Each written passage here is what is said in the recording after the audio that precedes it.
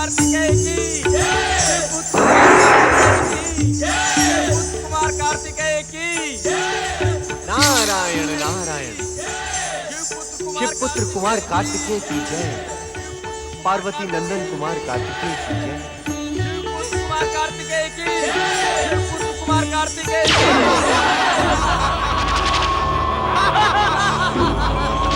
सम्राट असुरराज तारकासुर की तीनों लोगों के स्वामी तारकासुर की। स्वयंभू सम्राट असुरराज तारकासुर की। हमारी तुमसे कोई शत्रुता नहीं है शिवगणों। शिवपुत्र हमें दे दो, हम तुम्हें जीवन दान देंगे। हमें जीवन दान देने वाले महामूर्ख, तनिक तू अपने जीवन की चिंता कर।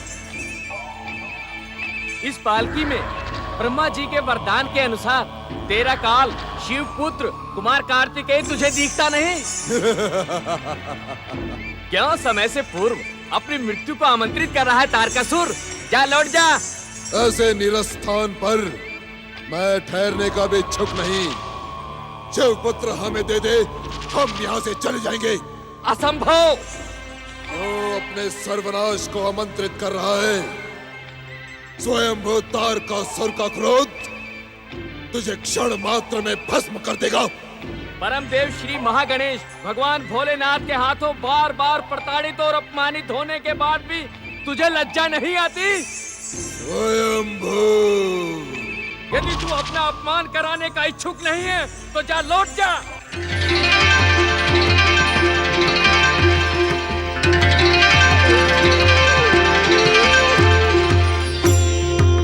जय श्री महागणेश। देखते क्या हो असुर वीरों, इन मूल बुद्धि शिवगणों से शिवपुत्र को छीन लो।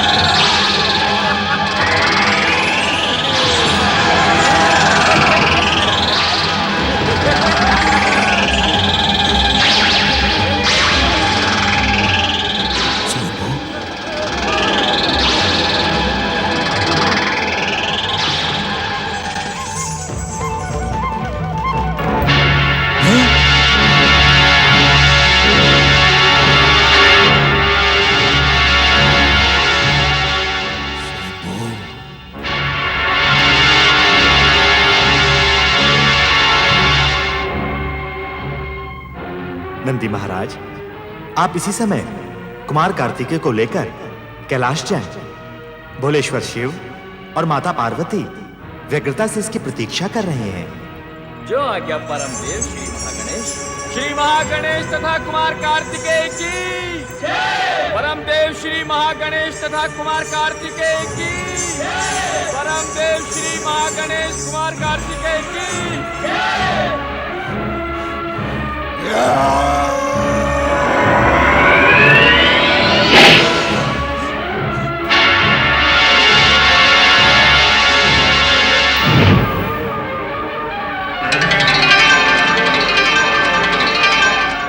नारायण नारायण। शिवपुत्र कुमार कार्तिकेय के कैलाश सुरक्षित पहुंचने की सूचना सबसे पहले मुझे देवराज इंद्र को सुनानी होगी। नारायण नारायण। न तो शिवपुत्र जन्म लेगा, न ही तारकासुर का अंत होगा। हम यूं ही वन वन भटकते रहेंगे। स्वामी, धैर्य रखें स्वामी। परम देव श्री महागणेश की कृपा से तारकासुर का अंत अवश्य होगा। नहीं देवी सची, नहीं। तारकासुर का अंत अब नहीं होगा और ना ही शिवपुत्र जन्म लेगा। शिव तो असुरों के आराध्य हैं और वे कभी भी असुरों के सर्वनाश की भूमिका के सूत्रधार नहीं बनेंगे। देवराज, आप अपने स्वार्थ के लिए देवादिदेव महादेव शिव पर आरोप लगा रहे हैं। मर्यादा को लांघने का दुस्साहस न करें अग्निदेव, और ये न भूलें कि इस समय आप इंद्र के सम्मुख खड़े हैं। नहीं देवराज, अग्नि कभी भी अपना कर्तव्य नहीं भूलती, किंतु हर एक को भयभीत करने के लिए अपने ताप का अनुभव अवश्य करवाती है। ताप तो अग्नि का स्वभाव है देवराज, किंतु किसी भी परिस्थिति में अग्नि अपना स्वभाव नहीं बदलती। हम भी अपना स्वभाव कभी नहीं बदलते। जान सकता हूं कि देवादिदेव महादेव शिव को असुरों का हितैषी बताते समय आपने अपने किस स्वभाव का परिचय दिया था? अग्निदेव, आप उत्तेजित न हो देवराज। आप अपनी मर्यादा की सीमाएं लांघते रहे और हम उत्तेजित भी न हो। ऐसा प्रतीत होता है अग्निदेव कि आपको देवराज इंद्र से बात करने की शिक्षा पुनः प्राप्त करनी होगी। देवराज, आप मेरे धैर्य की अनुचित परीक्षा ले रहे हैं। अग्नि एक आज्ञाकारी सेवक किंतु क्रूर शासक होती है। आप मुझे क्रूरता के लिए विवश ना करें। भगवान शिव पर आरोप लगाकर मर्यादाओं की सीमा को लांघने का दुस्साहस तो आपने किया है। अग्निदेव, इंद्र का क्रोध संसार से अग्नि का अस्तित्व नष्ट कर देगा। देखता हूं तुम्हारी रक्षा करने यहां कौन आता है। स्वामी शांत हो जाइए, स्वामी शांत हो जाइए। ये समय आपसी वाद विवाद का नहीं है। हम एकता और एकजुटता से दुष्ट तारकासुर को पराजित कर सकते हैं। तुम बीच में ना पड़ो महारानी। देवराज इंद्र का अपमान करने वाले इस अग्नि को मेरे भयानक क्रोध का सामना करना ही पड़ेगा। और रही बात तारकासुर की, उसे तो हम अपने पराक्रम से परास्त कर देंगे। देवता अब दैत्यों के आराध्य शिव के आश्रित नहीं रह सकते। स्वामी, चकित होने की कोई आवश्यकता नहीं है महारानी। शिव पुत्र का प्रलोभन दिखाकर शिव हमारे साथ छल कर रहे हैं, किंतु इसका परिणाम उनके हित में ना होगा। अपनी उत्तेजना पर नियंत्रण रखें देवराज। अब मैं शिव निंदा का एक भी शब्द नहीं सुन सकता। एक शब्द भी नहीं सुन सके। अग्निदेव, नारायण नारायण। प्रणाम देवर्षि। शांत हो जाओ देवगण, शांत हो जाओ। देवगण, आज आपको इस प्रकार द्वंद्व करते देख सदा प्रसन्नचित रहने वाले नारद का मन भी खिन्न हो गया है। तनिक लज्जा का अनुभव करें देवराज। आप अपने अहंकार के वशीभूत होकर देवादिदेव महादेव पर आरोप लगा रहे हैं। आरोप नहीं लगा रहा हूं, सत्य कह रहा हूं। नारायण नारायण। देवराज, यदि आप इतने ही सत्यवचनी होते तो आज तारकासुर के कारण आपको यह भयानक दुर्दशा के दिन नहीं देखने पड़ते। देवर्षि, देवराज, आपने अपने माता पिता से कुछ तो शिक्षा संस्कार प्राप्त किए होते। आपने देवादिदेव महादेव पर आरोप लगाकर कैलाश पर जाने का अधिकार खो दिया। नारायण नारायण। देवताओं के संकट के अंत की मैं जो शुभ सूचना लेकर यहाँ आया था, ऐसा प्रतीत होता है कि उससे भी देवताओं का कुछ भला नहीं होगा। संकट की इस घड़ी में हमें आपका ही आश्रय है देवर्षि। देवर्षि, आपकी उपस्थिति सदा कल्याण और मंगल की प्रतीक मानी जाती है। कृपया बताएं, देवताओं के संकटों के अंत का आप क्या संकेत कर रहे थे? देवर्षि, देवराज इंद्र की उत्तेजना को अन्यथा ना ले। वास्तव में तारकासुर के भयानक अत्याचारों ने हम सबको भ्रमित कर दिया है। हमें क्षमा करें देवर्षि, हमें क्षमा करें। स्वर्ग संकट के अंत का उपाय बताएं। देवर्षि, जब तक आप हमें और देवराज को क्षमा नहीं करेंगे, हम आपके चरण इसी प्रकार पकड़े रहेंगे। नारायण नारायण। देवराज, हमारे क्षमा करने के पश्चात भी आप कैलाश लोक में प्रवेश नहीं कर सकेंगे। भगवान शिव का अपमान करने के कारण अब आप किसी भी दिव्य लोक में प्रवेश नहीं कर सकेंगे। स्वामी, अपनी उत्तेजना की क्षमा याचना करें।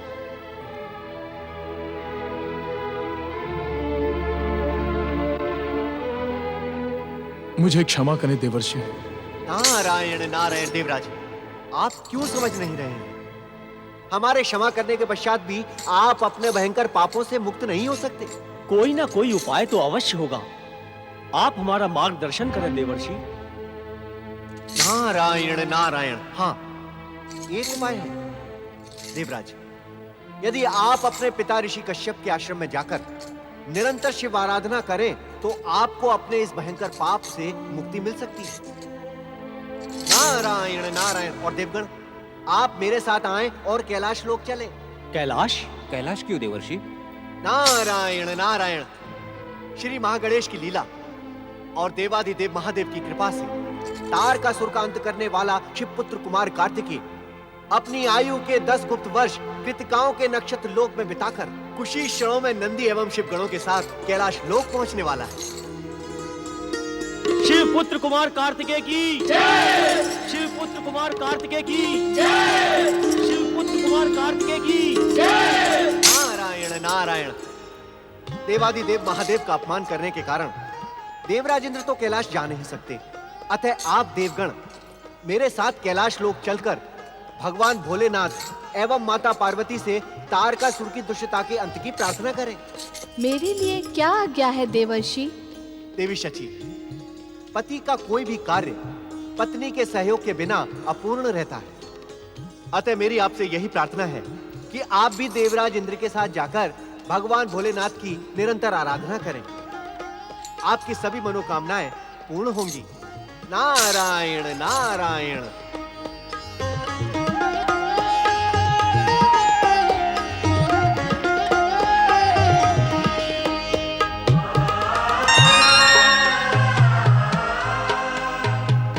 स्वामी, जो कुछ भी हुआ उस पर शोक न करें, अपितु पश्चाताप भाव से शीघ्र ही पिताश्री के आश्रम में चलकर भोलेनाथ को प्रसन्न करें। वो भोलेनाथ हैं, हमारे अपराधों को अवश्य शीघ्र ही क्षमा कर देंगे। आप सत्य कह रही हैं महारानी। चलें, अब विलंब करना अनुचित होगा। ओम नमः शिवाय। पुत्र, प्रश्न जय या पराजय का नहीं है, प्रश्न नैतिकता का है। यदि तुम देवता और देवराज होकर नैतिकता का आचरण नहीं करोगे तो तुम में और असुरों में अंतर ही क्या रह जाएगा? क्षमा पिताश्री, अपनी उत्तेजना का मुझे घोर पश्चाताप है। क्षमा मुझसे नहीं, भोलेनाथ से मांगो। तुमने उनके प्रति घोर अपराध किया है पुत्र। अवश्य पिताश्री।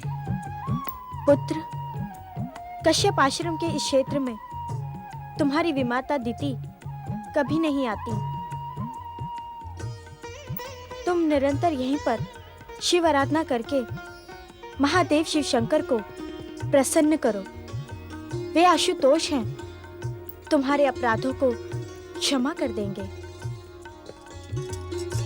पुत्र, अपना मन शिव भक्ति में पूर्णतया समर्पित कर दो। महेश्वर की कृपा से तुम्हारे समस्त कष्टों का अंत हो जाएगा। अवश्य पिताश्री। पुत्र वधु शची। आज्ञा माताश्री। इंद्र में धैर्य की कमी है, किंतु तुम एक क्षण के लिए भी इसे भ्रमित ना होने देना। जो आज्ञा माताश्री। अब तुम दोनों देवाधिदेव महादेव का स्मरण करते हुए शिव आराधना का प्रारंभ करो। आओ।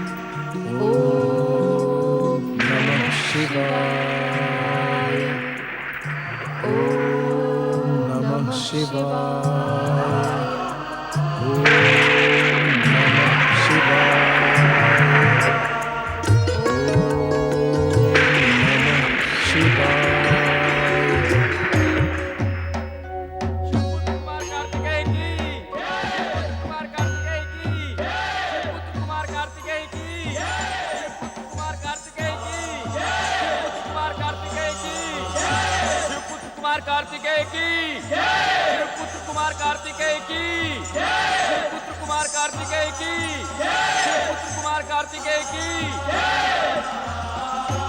पुत्र कुमार कार्तिकेय की शिव पुत्र कुमार कार्तिकेय की शिव पुत्र कुमार कार्तिकेय की कुमार कार्तिकेय की कुमार कार्तिकेय की कार्तिकेय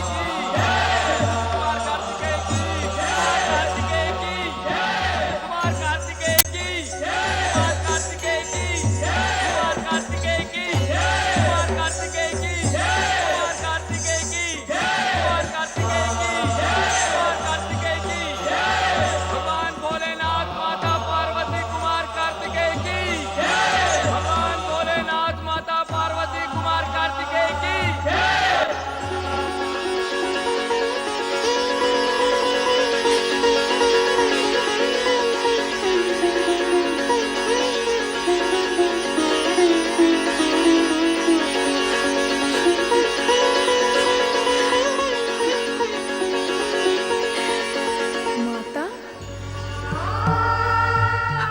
हाँ पुत्र, मैं ही तुम्हारी अभागन माता हूँ, जिसे अपने प्रिय पुत्र का मुख 10 वर्षों के पश्चात देखने को मिला।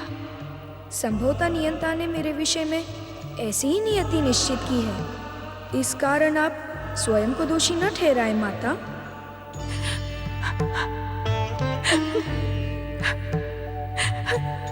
कार्तिकेय, मेरे पुत्र,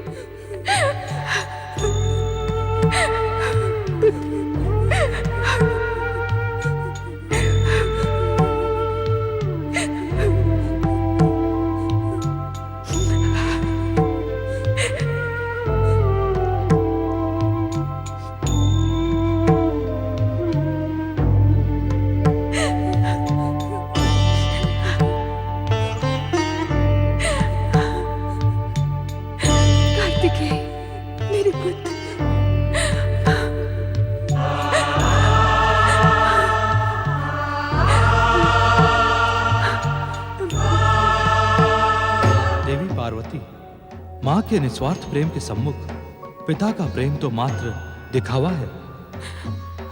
क्या आप अपने पुत्र से मेरा परिचय नहीं करवाएंगे? पुत्र कार्तिकेय, ये तुम्हारे पिता हैं, देवाधिदेव महादेव। इन्हें प्रणाम करो पुत्र।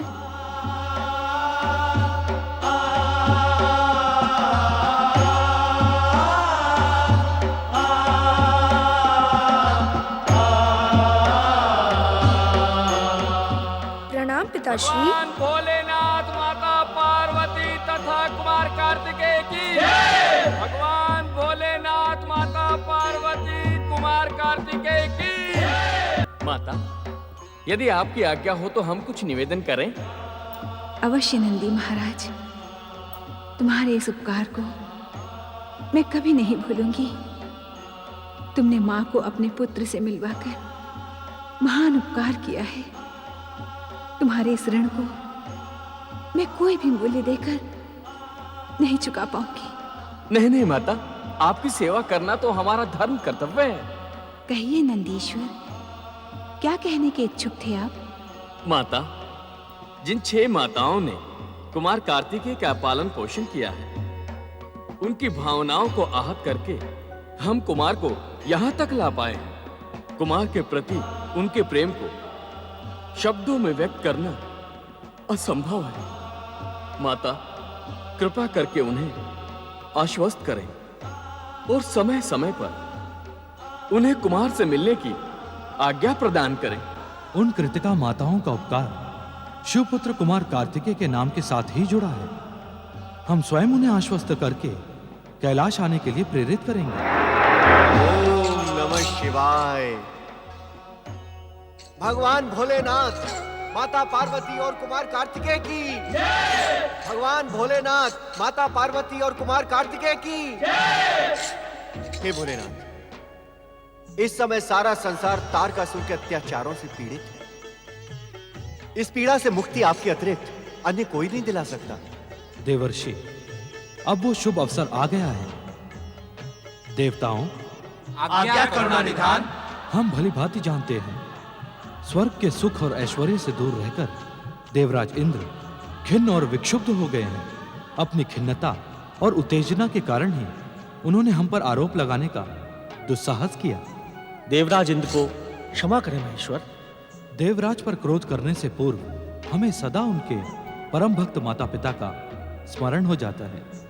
इसी कारण इस बार भी हमने उनके अपराधों को क्षमा कर दिया है, किंतु सत्य का ज्ञान कराने हेतु नारद को प्रेरित करके इंद्र पर जो बंधन लगाए, वो उन्हें भविष्य में बिना सोचे विचारे उत्तेजित नहीं होने देंगे।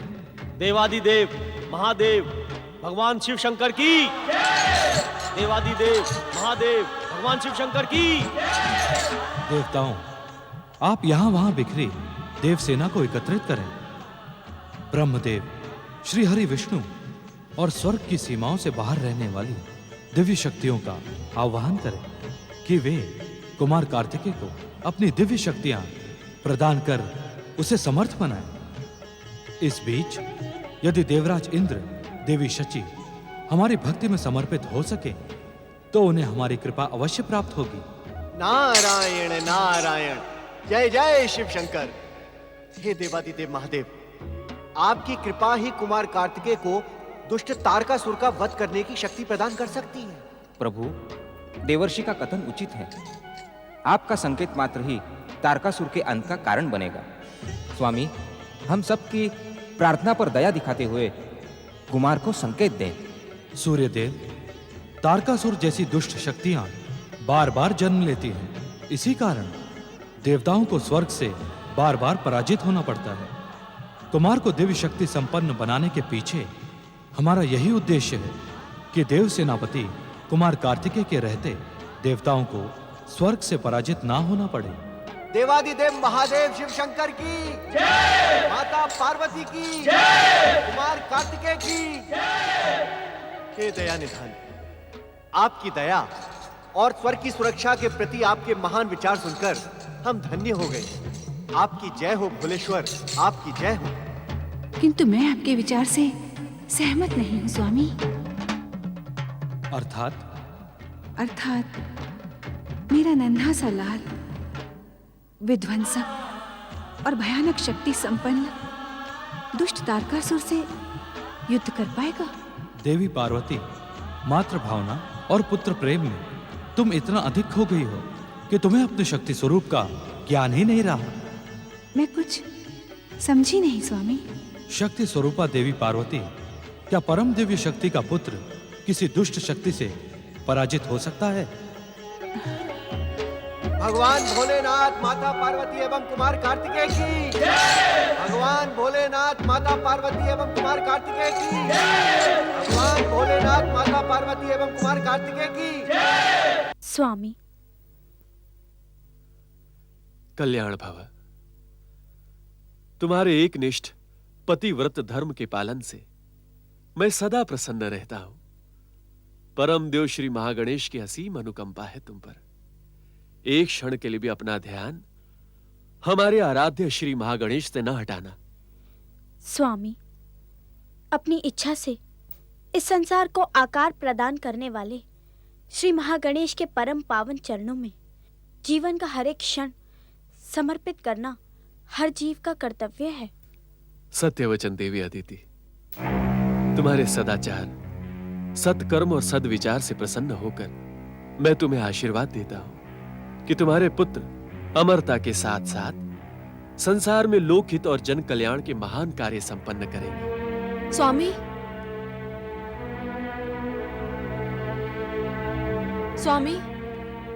मुझे भी महान पुत्रों और महान पौत्र तारकासुर की कुशलता और अमरता का आशीर्वाद दें।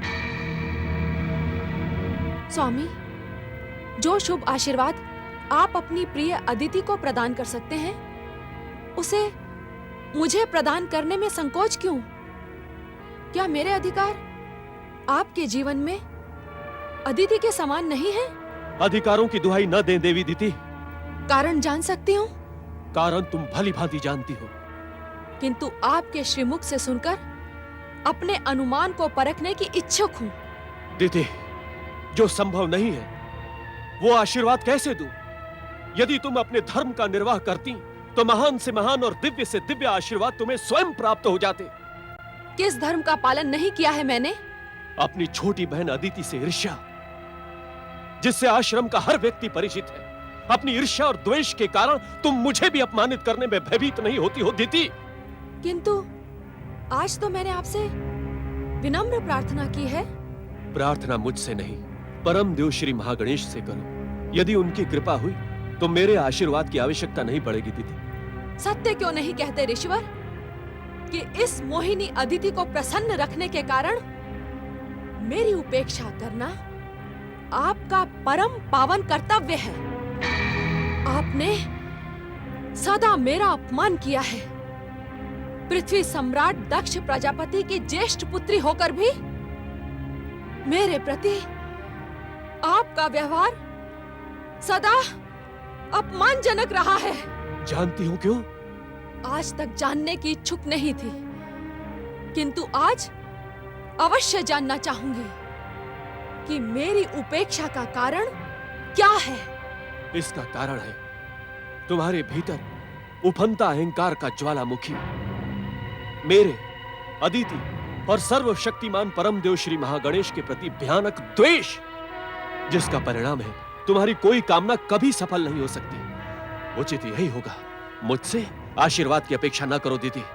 सत्य तो ये है कि इस महान जीवन को प्राप्त करके भी मैं अभिशप्त हूं। सब मुझसे द्वेष करते हैं।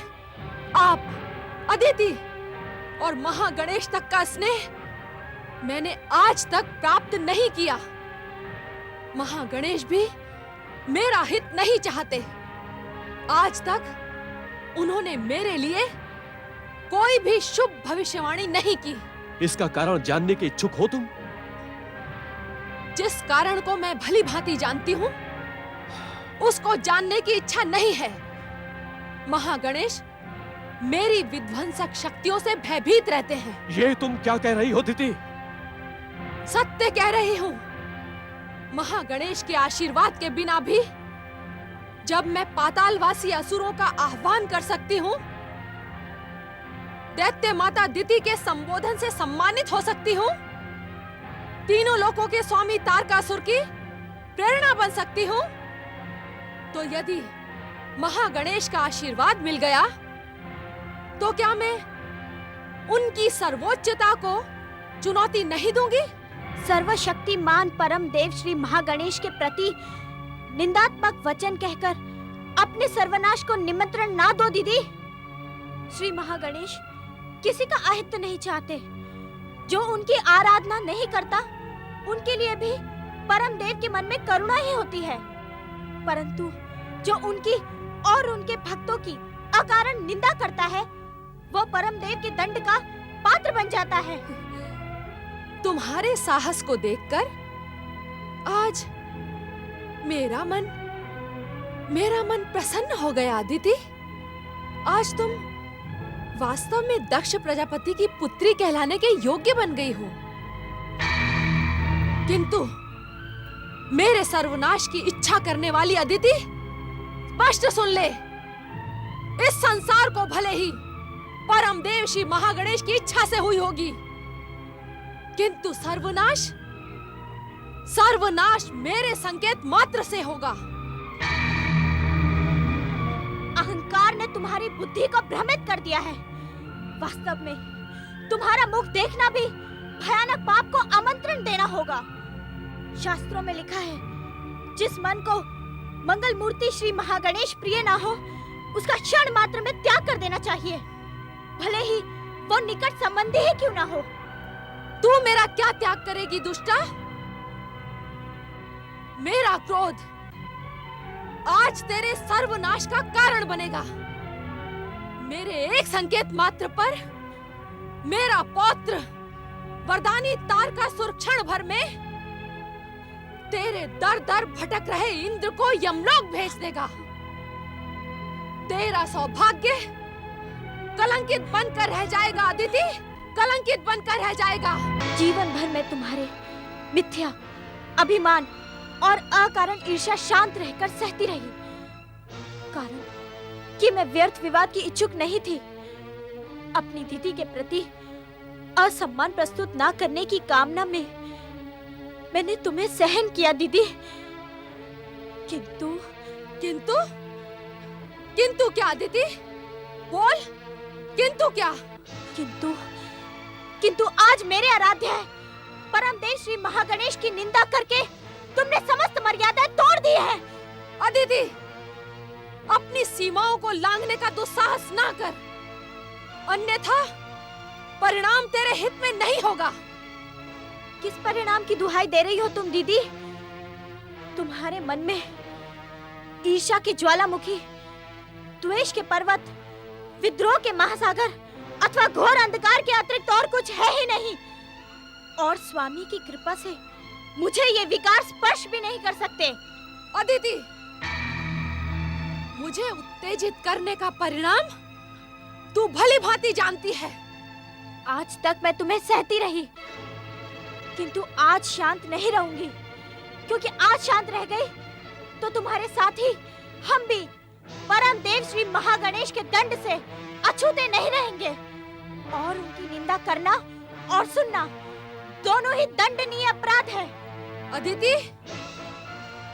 एक शब्द भी बोले बिना चली जाओ यहाँ से, अन्यथा पति सेवा से आज तक जो पुण्य मैंने अर्जित किया है उसी की शक्ति से मैं तुम्हें शापित कर दूंगी। चली जाओ यहाँ से।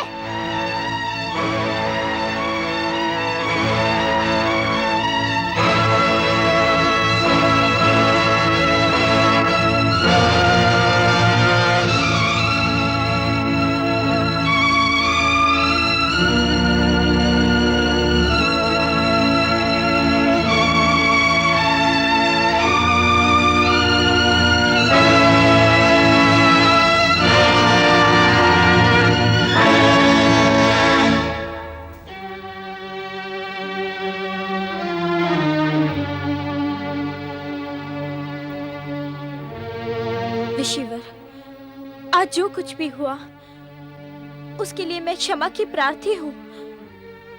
आप सदा मुझ पर कृपालु रहें। मुझे विश्वास है कि आप मुझे अवश्य क्षमा कर देंगे। क्षमा मांगने की आवश्यकता नहीं है देवी अदिति। अत्याचार करने वाले से अत्याचार सहने वाला अधिक दोषी होता है। तुम सदा से दिति के अत्याचार सहती रही हो। आज तुमने उसका विरोध करके उसे सत्य का ज्ञान करा दिया है देवी अदिति। स्वामी, क्या इस सत्य ज्ञान से दीदी के स्वभाव में परिवर्तन होगा? प्रश्न दीदी का होता तो अवश्य आज की घटना के पश्चात उसके स्वभाव में परिवर्तन आ जाता, किंतु प्रश्न तो अहंकार का है। अपमानित और उपेक्षित होकर भी अहंकार सर्वनाश के बिना संतुष्ट नहीं होता है देवी अदिति। स्वामी, इस व्यर्थ वाद विवाद के कारण आज हमारी नियमित महागणेश की आराधना में कितना विलंब हो गया। भगवान भास्कर पश्चिम दिशा की ओर चल पड़े हैं। स्वामी, चलें, हमारे साथ श्री महागणेश की आराधना आरंभ करें। धन्य हो देवी अदिति, तुम धन्य हो, और धन्य है तुम्हारी परम देव श्री महागणेश के प्रति भक्ति। आओ।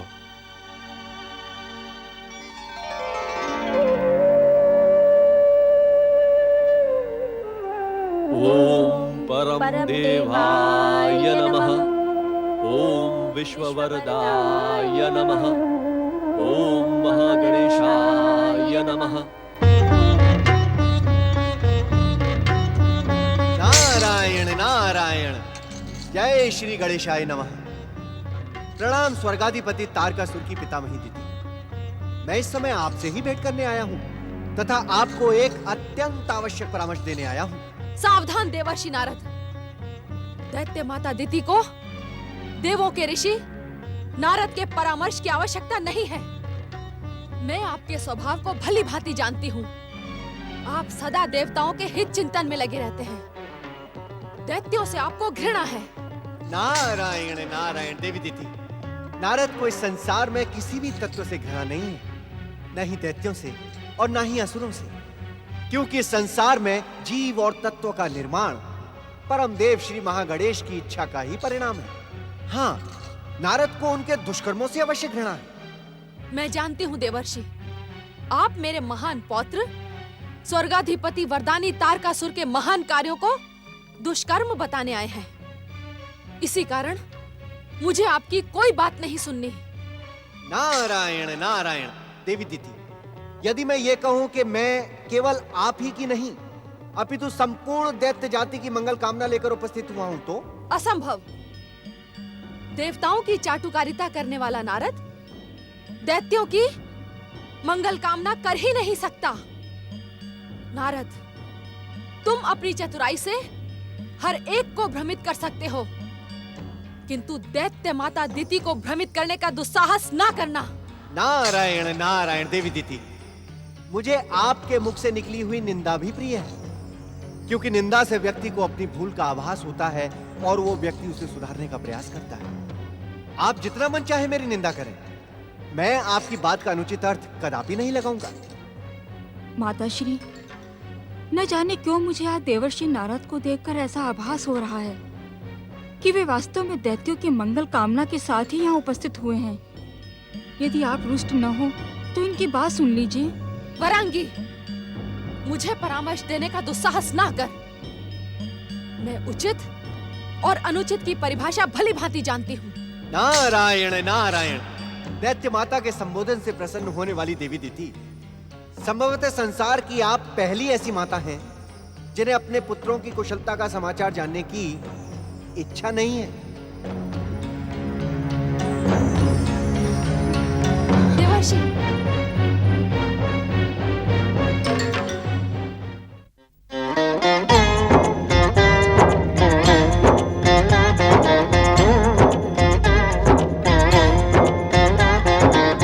अर्थ समर्थ ये इनसे जीवन, यही है करता यही है कारण।